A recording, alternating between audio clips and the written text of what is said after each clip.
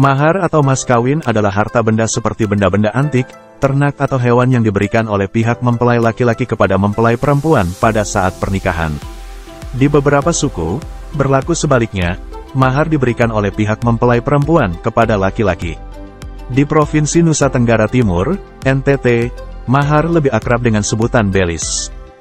Belis pun merupakan sesuatu yang luar biasa bahkan mungkin mengerikan bagi orang-orang yang baru berkunjung di NTT. Apalagi bagi mereka yang memutuskan untuk menikahi gadis NTT.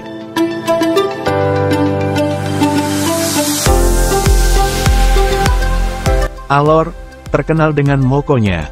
Seorang laki-laki yang ingin menikahi perempuan alor, maka ia harus menyiapkan moko untuk belis. Di Flores, gading gajah merupakan salah satu harta benda yang harus diberikan sebagai belis. Sedangkan di bagian Manggarai Raya, menikahi perempuan Manggarai tidak cukup dengan modal cinta. Meski demikian, banyak orang mengakui belis di Sumba lebih mengerikan. Selain mamoli, pihak mempelai laki-laki harus menyiapkan kerbau sebanyak yang ditentukan, biasanya tergantung kasta perempuan yang dinikahi. Saat ini, masyarakat NTT sendiri ngeri dan takut dengan belis. Alasannya adalah benda-benda antik tersebut sudah semakin langka, dan jika diuangkan, membutuhkan ratusan juta rupiah. Oleh karena itu, sebagai orang yang besar dalam budaya suku Dawan, pertanyaan dari teman-teman dari suku yang lain bahwa apakah orang Dawan memiliki belis. Ada juga yang langsung mengatakan bahwa orang Dawan pasti tidak memiliki belis padahal dia belum tahu. Memang, belis untuk orang Dawan hampir tidak pernah terdengar di telinga orang lain. Salah satu penyebabnya adalah tidak ada belis fantastis yang mirip seperti beberapa suku yang saya ceritakan sebelumnya.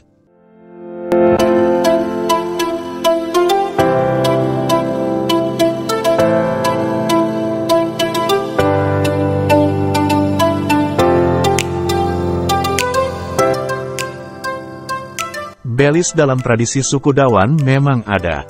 Kebanyakan orang menyebutnya dengan istilah oko, yang berasal dari kata oko mama. Penyebutan ini dikarenakan, belis selalu diberikan dengan oko mama, sebagai penghargaan kepada pihak mempelai perempuan.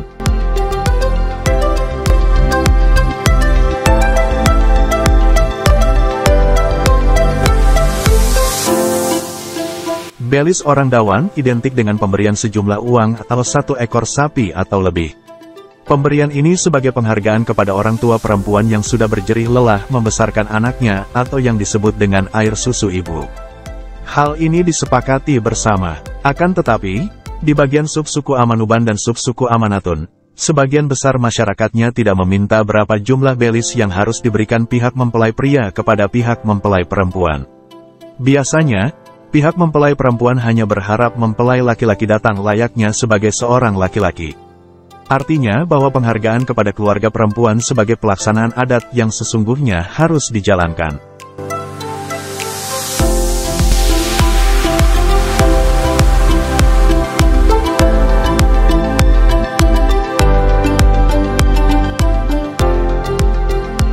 Beberapa pesta pernikahan orang Amanuban dan Amanatun, ada beberapa hal yang sama.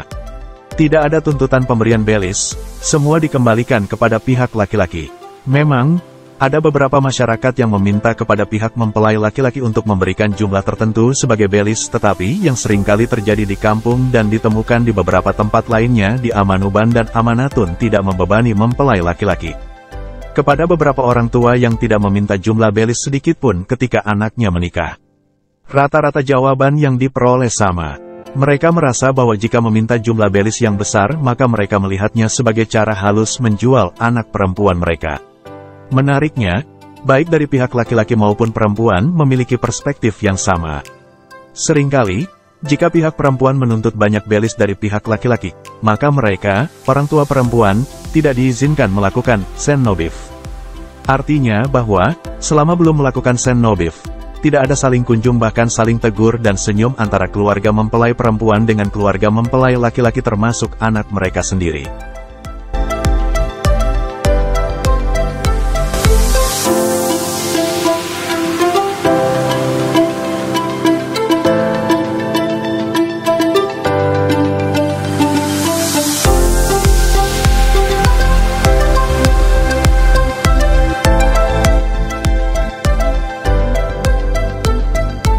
Hal tersebut menjadi ketakutan tersendiri bagi keluarga perempuan, apalagi anak mereka hanya satu orang.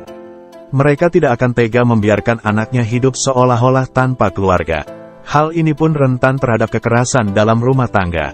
Mereka tidak membiarkan anaknya mengalami kekerasan dalam rumah tangga sebelum sen nobif, karena tidak ada wewenang dari keluarga untuk melindungi anak mereka.